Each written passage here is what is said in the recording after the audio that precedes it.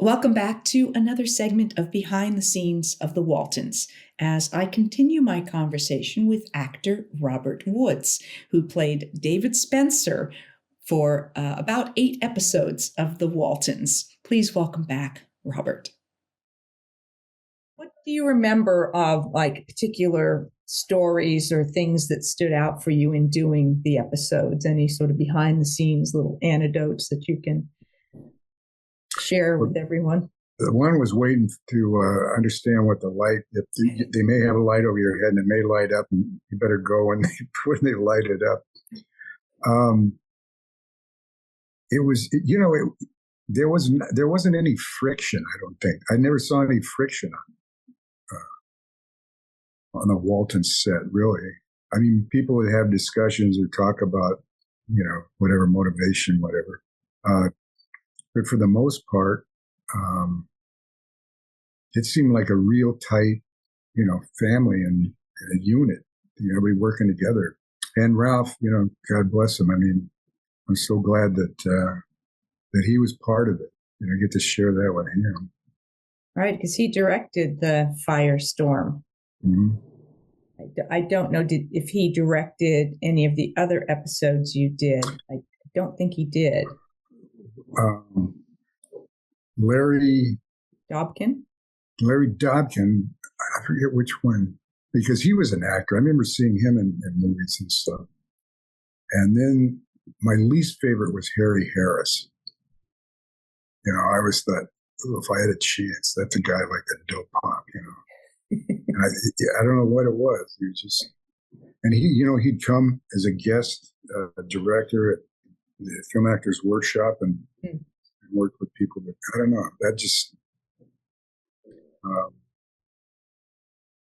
we had a guy on One Life that could get under everybody's skin too, because he just, all he wanted to do was go, go, go. And it's like, you got to give people a chance to kind of give it some thought, have last looks, feel something. He's always like, we got to, it's like, why don't we just take it easy and get it right? You shared a story with me that I'm going to have you share with everyone about Harry Harris.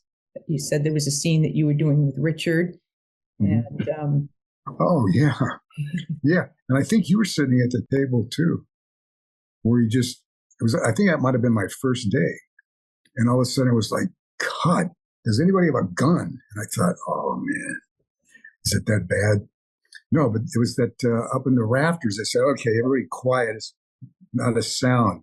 We're all sitting there and we hear this. There's a pigeon inside the soundstage, and it was up there cooing up in the rafters. And I guess the sound guy picked it up naturally.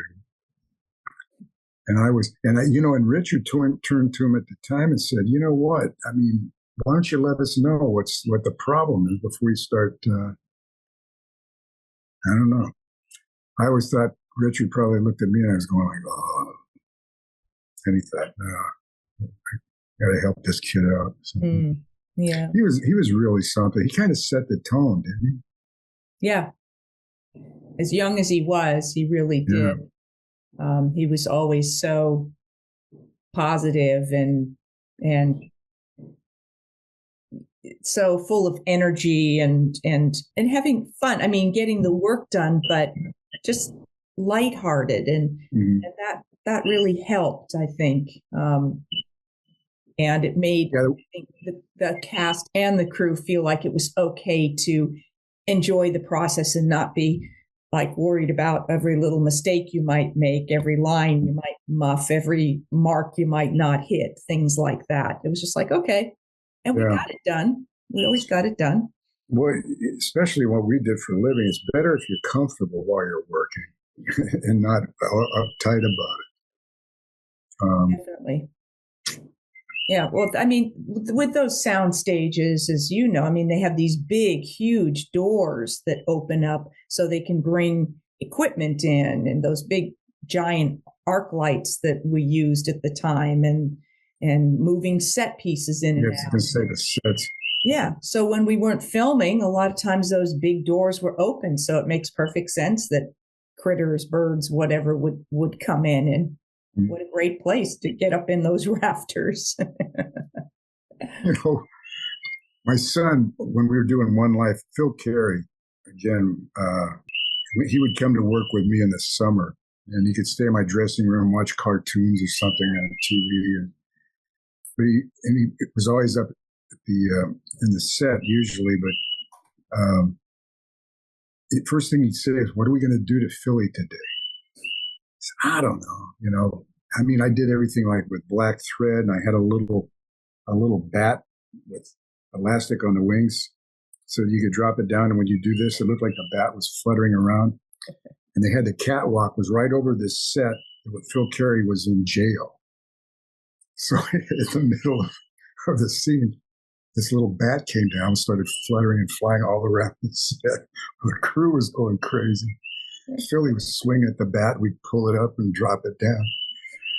We were always some way messing with him. And a lot of it usually had something to do with black thread that you could tie on something and just pull it away from on a desk. We should have put as much energy into pranking Phil as we used to put more of that into the dialogue and working. But it kept everything pretty lighthearted on that. It was a good group. That's good. Yeah. It's nice. I'm amazed that there was time for that with the intense schedule of having to shoot a show every single day. Yeah. Well, there was one time that this guy had a perfect show going where you do all 3 scenes, 6 acts, a prologue, and then a beauty shot at the end with the credits. There wasn't one tape stop in the whole thing until I screwed up. And they gave me, and I was up and I sat there and they waited and waited and waited. And I thought, we're running out of time. And I finally yelled cut. And then with this poor Peter Miner, whose dad was early in television, Worthington Miner. And Peter came out and it like crushed him because he had a perfect show going and I screwed it up. And I still remember that and I still feel bad about it because he's such a good guy. So would they shoot from beginning to end and just keep moving the camera from set to set? It started, yes, they shot the show in order. So in a perfect thing, they had 5 cameras that were rotating around.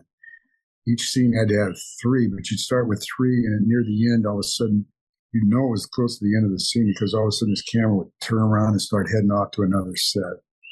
But they could roll it so that on a perfect day, you could do all 3. You could do 3 scenes, which was one complete act, all at once. And then they started doing it set by set, which meant it was easier when we were doing it in order, because then you had time to get over and kind of, every sofa had, I don't know how many scripts between the cushions and the sofa. You had all these places to stash your script under something so that when they went on to do some other scenes, you could go through and kind of, run it.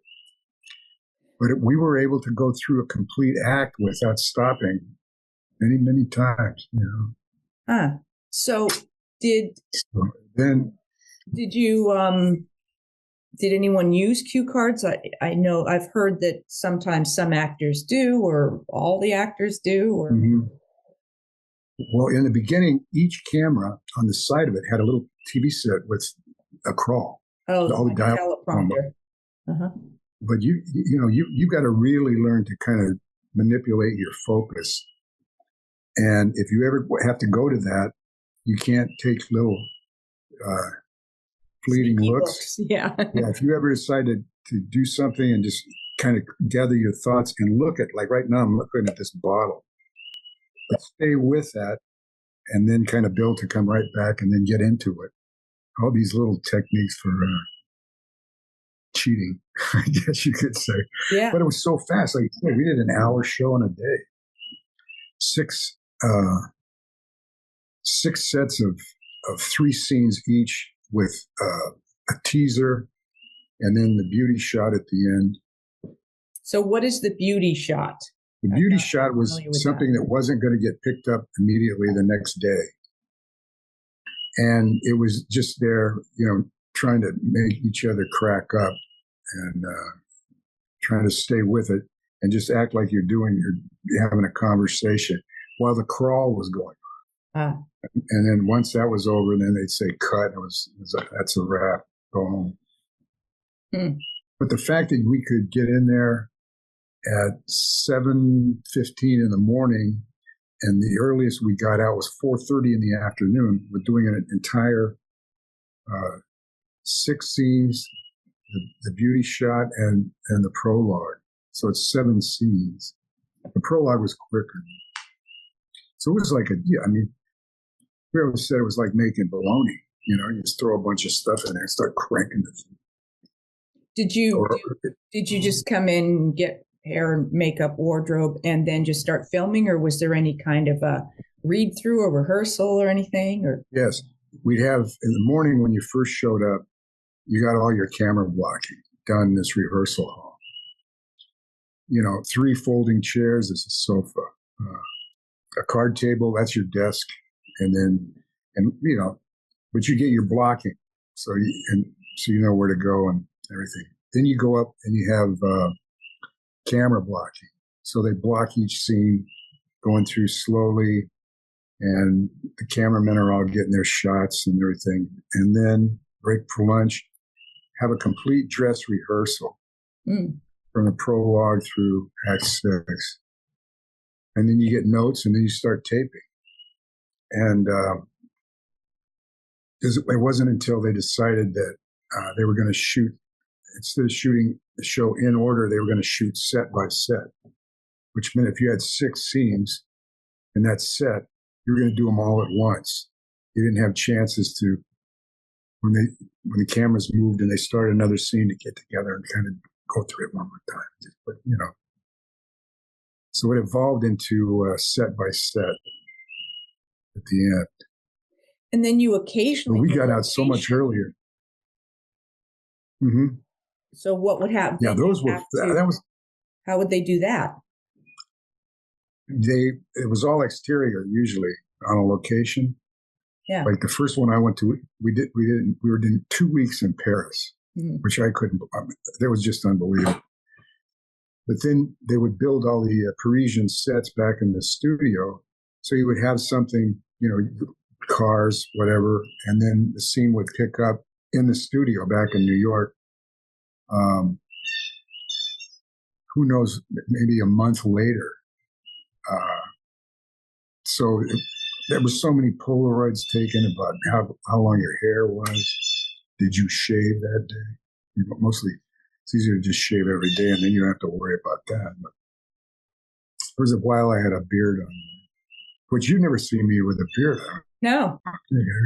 No. So would they? It used to be dark. Would they use multiple cameras when you were outside on location? Sometimes. I know we did one out in Southampton, and we had the 3 Buchanans. We had a horse race around this big lawn at this place we were shooting at. So that they were rolling a couple of different cameras. I don't know if there was 3, but they probably did have, and a video truck, but they could run cables out. And, I know there was a shot where you could see us all 3 in the same shot, and they got up close. We would do some pickup shots. Outside, we would shoot it more like film. Mm-hmm. But if you're on location inside with 3 cameras, basically it was the same thing. If they could get the lighting right and everything. Huh. So you did at least a couple of different soaps, because you did One Life to Live, and then when you did Days of Our Lives, was that in between One Life to Live, when you took a break from it? Yeah, we moved. It was when I first left after 6 years, and we moved back to California. We'd gotten divorced, and then we got remarried and wanted to go back and, pick up in our house. And then I got a call from Days, and they said, "Look, we know you're out here looking, but as long as you're looking, why don't you work for us?" And so I did, and then I got something else, and I was all set to go. And then I got a call at the same time I was supposed to be out at ABC, in the Valley. Right. And it was a sitcom. And they said, no, we expect you to be here today. But when I got there, I saw a guy that I knew named Paul Weber. I said, Paul, what are you doing here today? I'm glad to see you. He says, oh, well. I said, why? What? He says, I'm here. I said, wait a minute. Are you here to play Paul? And that was my character. He said, well, yeah, but I don't know what's going on. I said, okay, I don't either. But I said, they're covered, so I'm going to the other place. And I told them that. And they ran out. The producer ran out and said, no, we expect you to be here today. And I said, well, you know what? You're covered, and I've got to cover what I agreed to do, and you agreed to let me do. So I left, and before I got home, I already had like a telegram or something firing me off of days. Wow. Yeah. So that was the only job I've ever been actually fired from in my life. Even when I never got fired in the dry cleaning business because my dad owned the shop. So rather than get fired, I might get clobbered. So I covered that one. But yeah, that was. And then it was after that you went back to New York and. Mm-hmm. We were having real problems getting pregnant when we got remarried and had lost the child.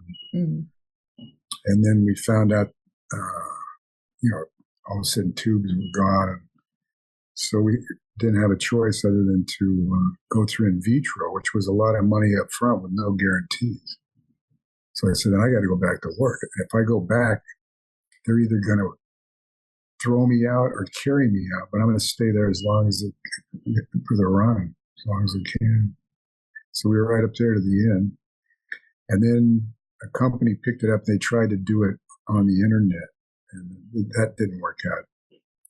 And then was that when you decided to sort of retire or? Yeah, I'd had just enough birthdays, so it was doable.